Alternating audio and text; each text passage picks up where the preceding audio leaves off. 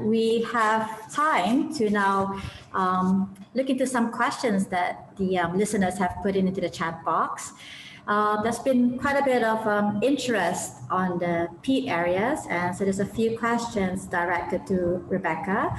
But I believe that, together with the other panelists, some of these questions can be answered collectively. So let me just start off with a question from Aisha.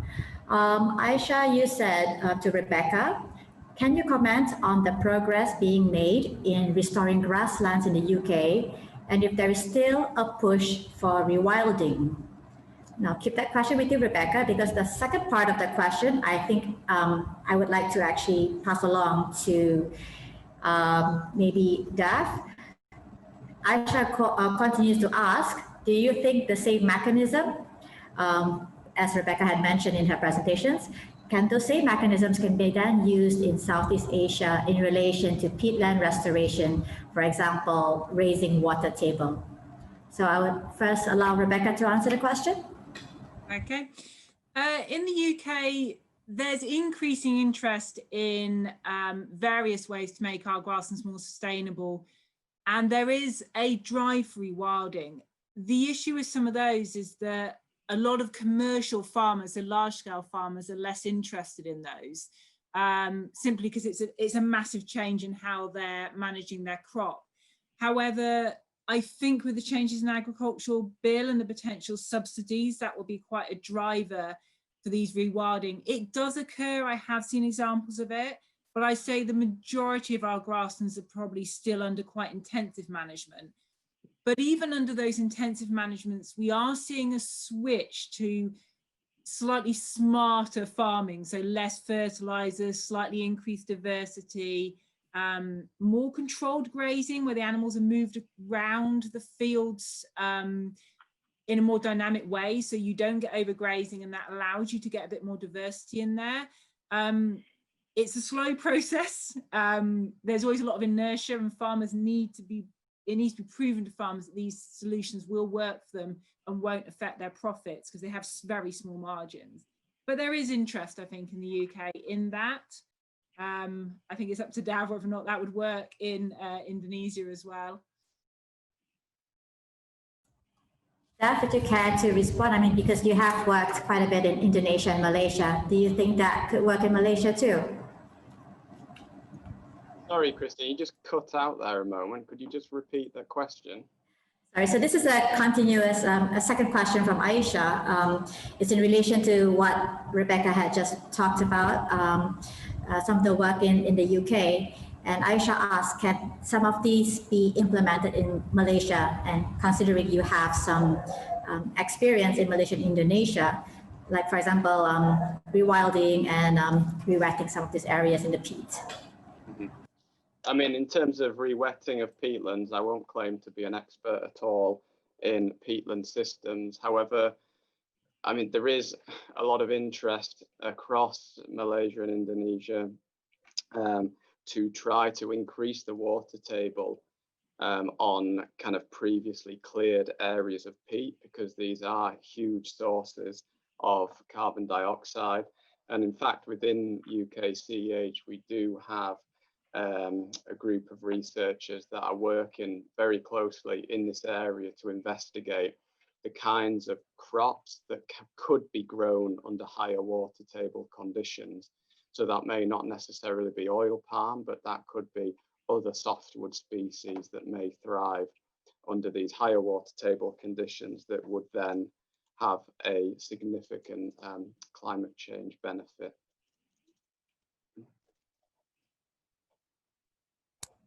Right, thank you, Deb, for your opinion there.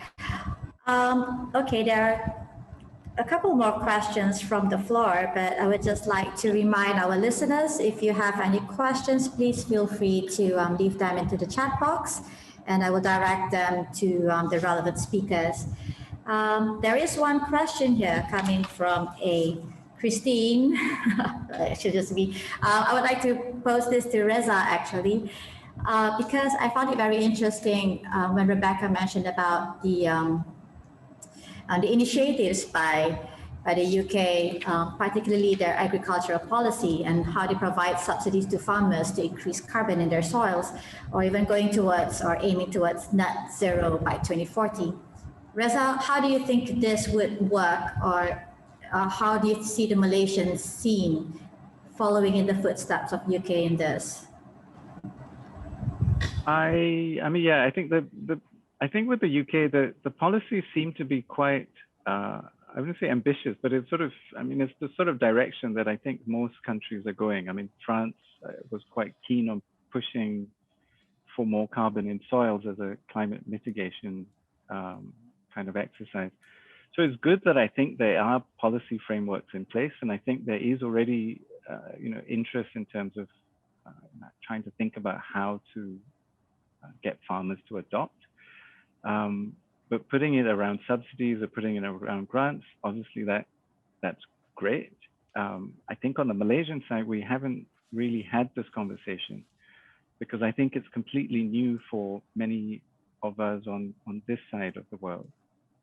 So I also note the challenges, and it's interesting that some of these challenges have already been solved by some of the commercial farmers, amongst that sort of regenerative agriculture networks. So some of those people who have started with arable farming and have looked into more diversified farmings and actually making more money out of it in the long term. I think those are sort of the examples which one could rely on. In an oil palm environment, probably there has not been very many examples, except that there are smaller examples from Africa and Latin America where agroforestry and palm has been experimented with. There's also people looking already at organic regimes, but none of this has been told within the context of carbon in soils. So again, this is a sort of future piece.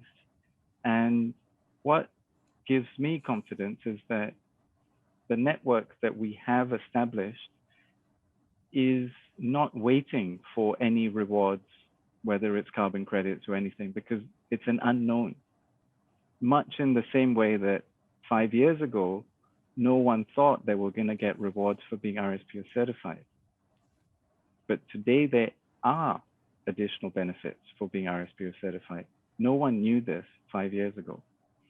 So I think we are on a sort of slightly different path just because we have a little bit of support from lots of different people, and that we can provide a space for experimenting in some ways or trying new things. And maybe that's what's missing in the UK. You're missing a Wild Asia. That kind of smaller entity that doesn't wait for governments to finance them for millions of dollars. I mean, I wish we were like that. But, yeah, I think that was a good point as well, there, Reza, because Dav made a point. One of the challenges with regards to accounting is really that the smallholders may not be able to conduct this themselves, or maybe afford a consultant to do the accounting for them. And I was wondering also if they had something like a WEX scheme to group them into a larger management group. Would that be able then to help to split the cost and allow them to then participate in this carbon credit financing mechanisms? But that's exactly, I think that's how do we model this financially is what we didn't do with RSPO 5 years ago, but I mean, it's turned out that it can be self-financed, but now 5 years later, we're starting to pay attention a bit more to how do we not just account for carbon, but also how do we set this up? How do we integrate it into WAG so there is no extra cost to anybody else? The biggest headache for me from looking at all the carbon certification stuff is just how much technically complex everything sounds. And just like with RSPO 5 years ago, it all sounded complex as well. But I think you just have to get to a point where, okay, just do it and then learn from it and then improve it. I'm relying on CEH for a lot of the carbon quantification stuff, so that's don't run away. And so I mean, and that's a piece we'll need if we are going to have a carbon scheme integrated into WAGs. Just to add what Therese is saying about not wanting basically to use for subsidies, that is something that's discussed in this UK. The reason that our subsidies are changing is because we've always had them. We haven't always had them for the last for the last 50 years at least. There's always been these subsidies paid to farmers, and without them, a lot of our farms aren't economically sustainable. So what we're really looking at now is changing those subsidies rather than bringing something in specifically for carbon saving. And it is very difficult. And I think there is concern that measuring carbon, even in the UK, is a difficult thing to do, and monitoring it's very difficult.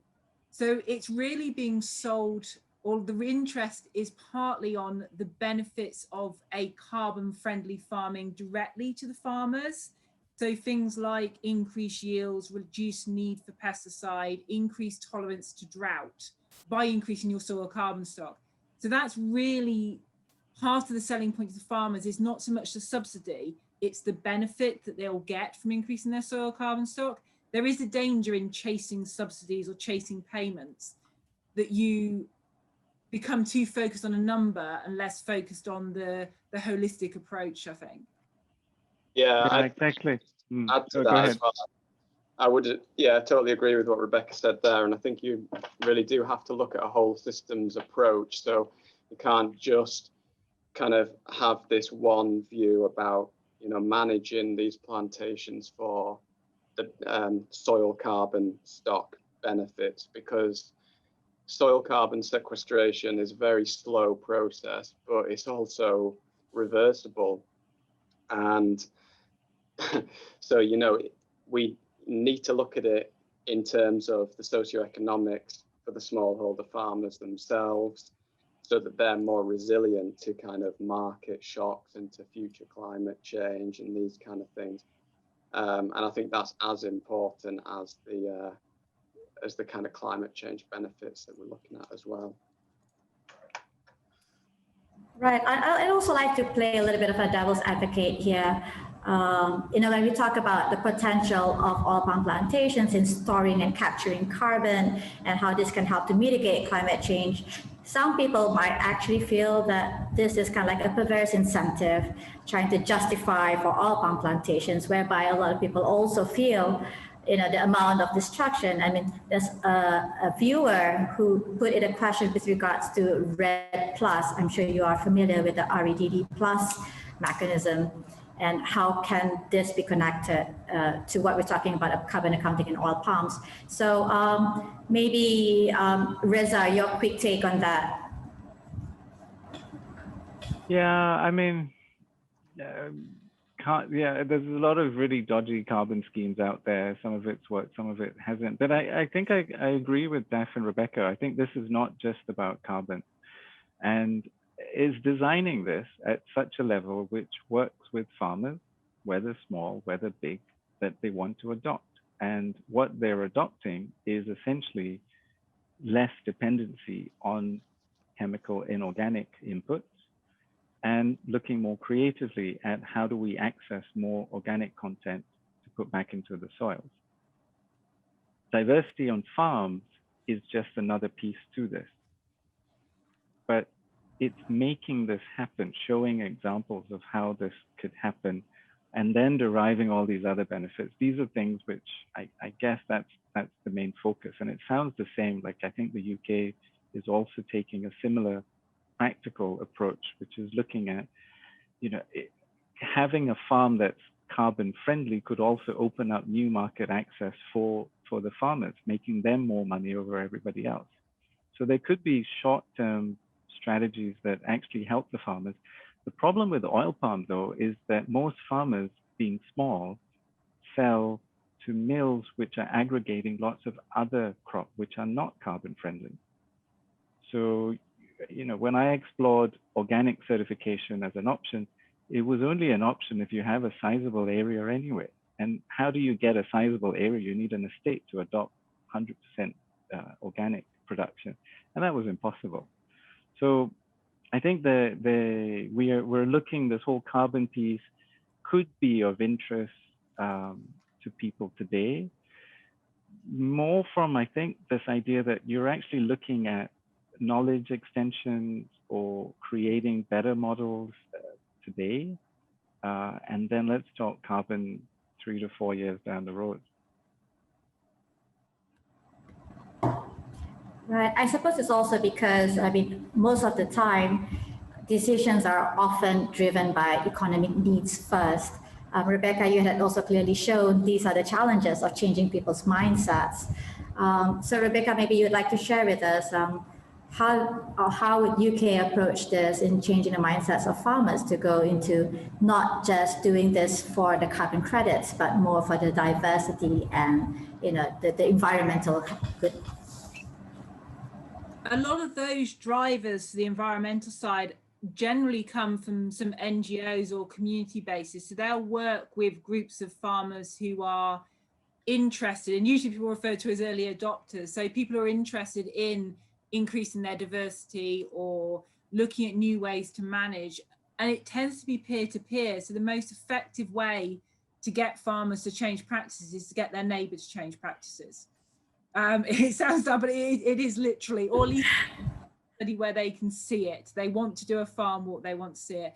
I work a lot with bioenergy crops, and obviously they're a completely new crop to farmers, and lots of surveys being done about farmers' attitudes. But you generally find that if you have a one-to-one conversation with a farmer and address their personal problems and questions and challenges, that's how you get to change minds. There is also quite a big role for the media and the government in terms of setting the framework.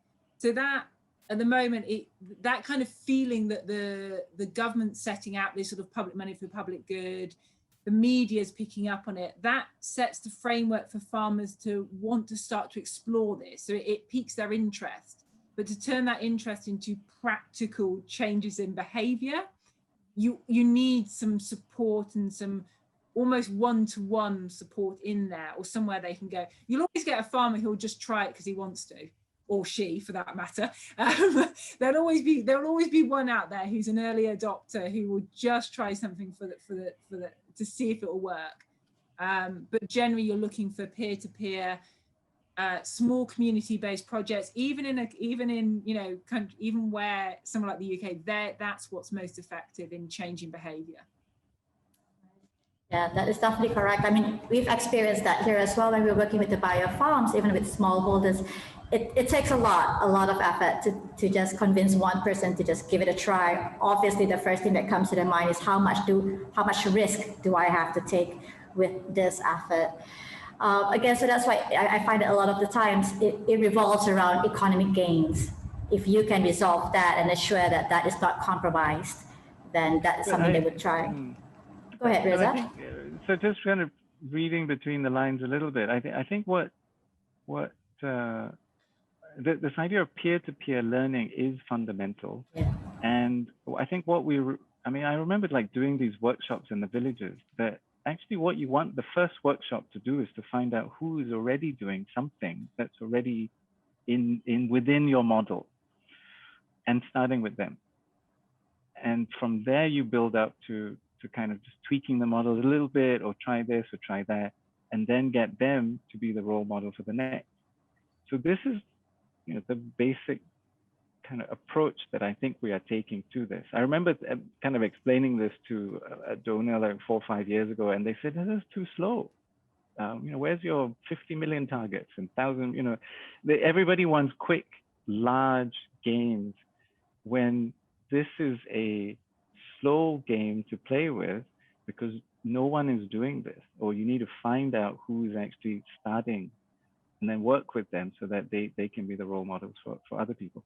But when you look at the agriculture, the literature around regenerative agriculture, conservation agriculture, that idea of working with working farms and then using the working farms to guide other people through education, etc., that's the model. But try and find that in oil palm today that's teaching people a different way of doing it. It doesn't exist. So we are there. And I think that's our role. Our role is to continue to show that these are the methods to apply, And the role of research is to validate and to show us things that, you know, these graphs that Daph you've been showing are great. I wish we could reproduce them, you know. You know, so these are the things that I think that's where we are right now. I think this idea that there is an opportunity to change. I think we found the right strategy, and it's just getting on and doing it, really. Right, thanks. Let me just deviate a little bit from our discussion and entertain a question. It's a little bit technical from Theo Chorbu to for David. So Daph, there's a question here for you. Theo starts off with, it's interesting to note your work or survey on smallholders. While the yields are generally reported to be 30 to 40% below commercial yield, can you share with us the practices and inputs provided in smallholders where the yields are above 30 metric tons per hectare, and what proportion of this segment is achieved in your survey? Yeah, so I mean, for some context, we did some work collaboratively with Wild Asia, which is ongoing, but we did a survey across a subset of the smallholder farms within the Wild Asia group scheme in Perak. And so we did soil surveys, we did some palm health surveys, we compiled all of the information on the plantation management, which Wild Asia have kept all the records for. And then we also did an aerial survey using aerial imagery to see whether that is a good proxy to measure palm health and whether that kind of correlates to more traditional metrics of foliar nutrient analysis. But going back to the original question, I did an analysis to look at what the main explanatory drivers were of yield across these plantations, and the overwhelming driver was the amount of potassium fertilizer that the farmer applied. And as you saw from the graph that I showed, the majority of farmers applied too little, and this is the most important nutrient in oil palm systems. So the ones that were achieving the yields above 30 and even above 40 tons of FFB per hectare were those that applied by far the most potassium. And then another interesting finding was that second to that was the time that that plot had been cultivated as oil palm. So whether it was on its first rotation or its second rotation, the longer it had been under oil palm, the better yields they tended to achieve. And whether or not that's as a function of increased agronomic knowledge or experience, farmer experience, or whether it's something inherent in terms of the soil or the system itself, I'm not sure. But those were the main two drivers that determined the high yield in plantations. Right, thank you, Daph. There doesn't seem to be a lot of technical questions in the chat. In fact, there's a lot more interest other than Pete. There's a lot more interest on carbon credits. As I mentioned, it's usually revolving around economic. But so there's one question here. Maybe Rebecca, you care to share with us what you would know of any successful examples of carbon credits that are or is working effectively. Because this question from Aroa, she wants to understand a little bit more about how these carbon credit schemes work. I don't have any direct examples that I can think of based in the UK of effective working. I think where we are seeing them tends to be in private business at the moment. There is some interest. So I've had people contact me, so farmers groups contact me about the potential of using some of these carbon credit systems for offset, you know, for paying them for sequestering soil carbon. That could potentially be quite tricky. A lot of them at the moment tend to be focused on things like woodland restoration, which tends to be easier to measure in terms of, you know, in terms of planting a forest. They're quite controversial, I think. as yet, there is all the government carbon trading schemes tend to be around, or the international ones tend to be around avoiding fossil fuel emissions by using stuff like biomass or bioenergy, biofuels, wind, wave, solar. They tend to be about that rather than about land-based ones. That's for international trading. So the UK carbon trading is around reduced emissions, rather than credits for soil or credits for offsetting. Those tend to be more non-official private business systems for those ones, rather than international traded credits. The way that we tend to manage land-based emissions at the moment is via regulation. So that tends to be around carbon budgeting and countries signing up to keep their carbon budget below a certain number. And that's one of the reasons the UK is interested in planting forestry, because we're getting very close to our Kyoto carbon budget.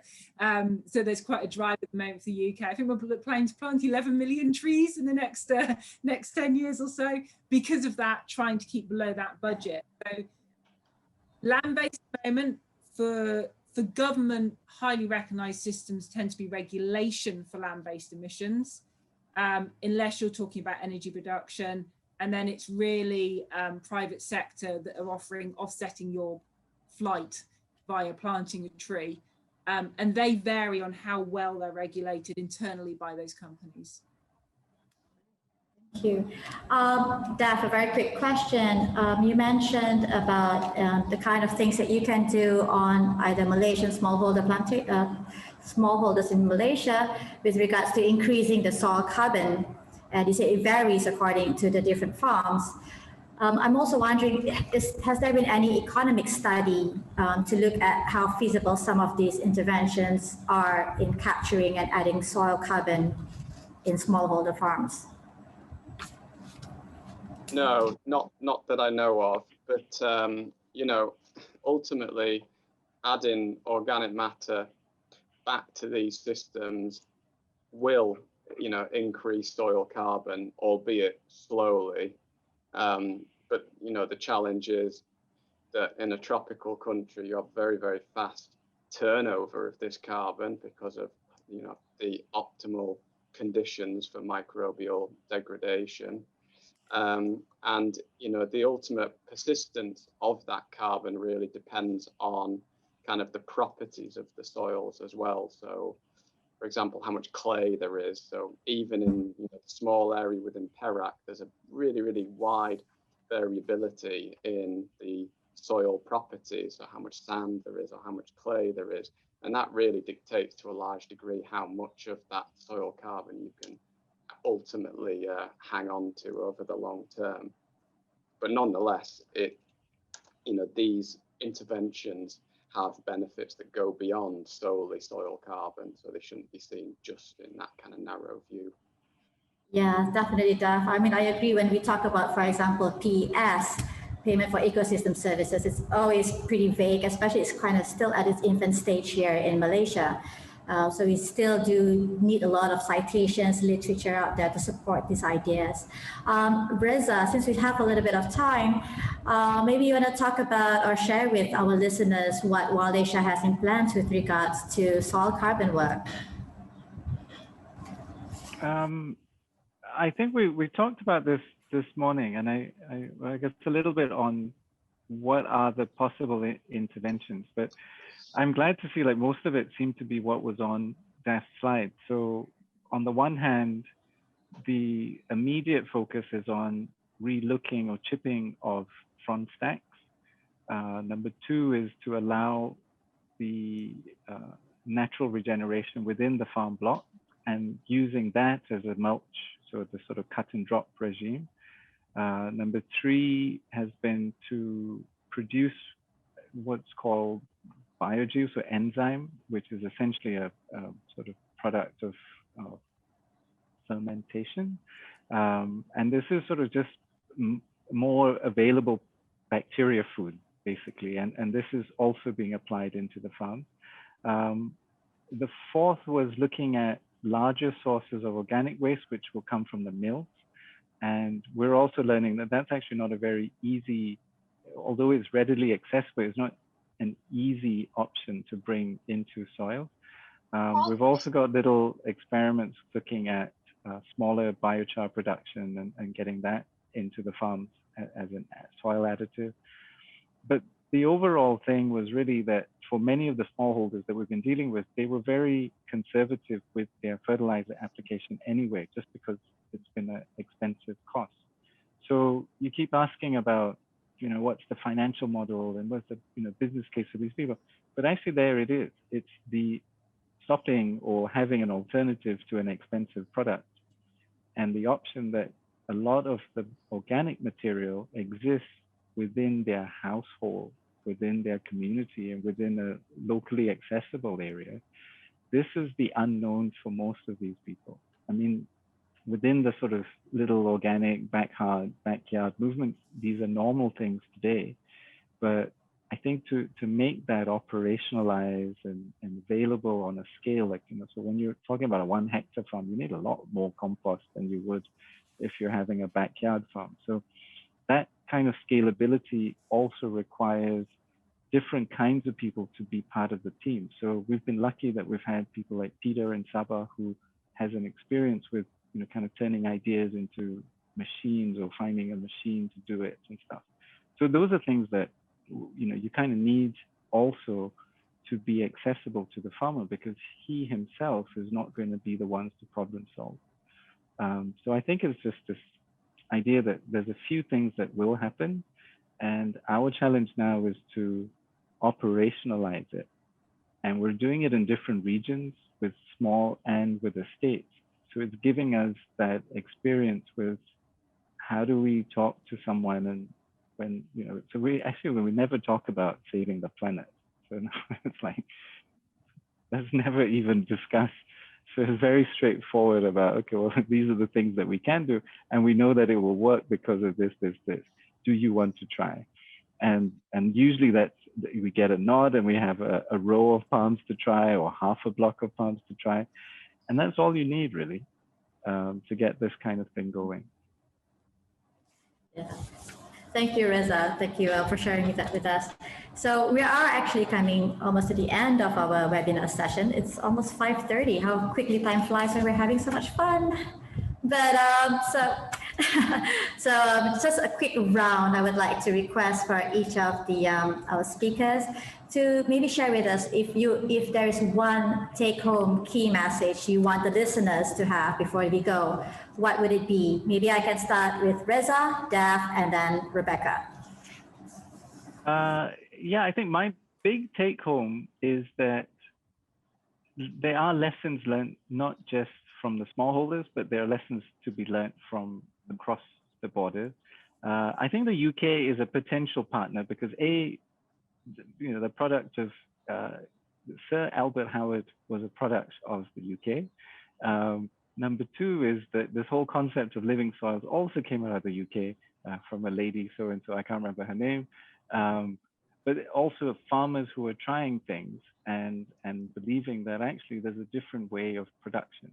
The third thing which I can see is that the UK also has a responsibility for amending the wrongs of this plantation model, which has gone all around the world. And we've got many commodities that was, you know, they were actually being planted because they were feeding back to the UK in those days. Think tobacco, think rubber, think whatever. So anyway, so to wrong the problems of the past, I think we have to work together. And it may start with the very smallest of producers, but that's the start.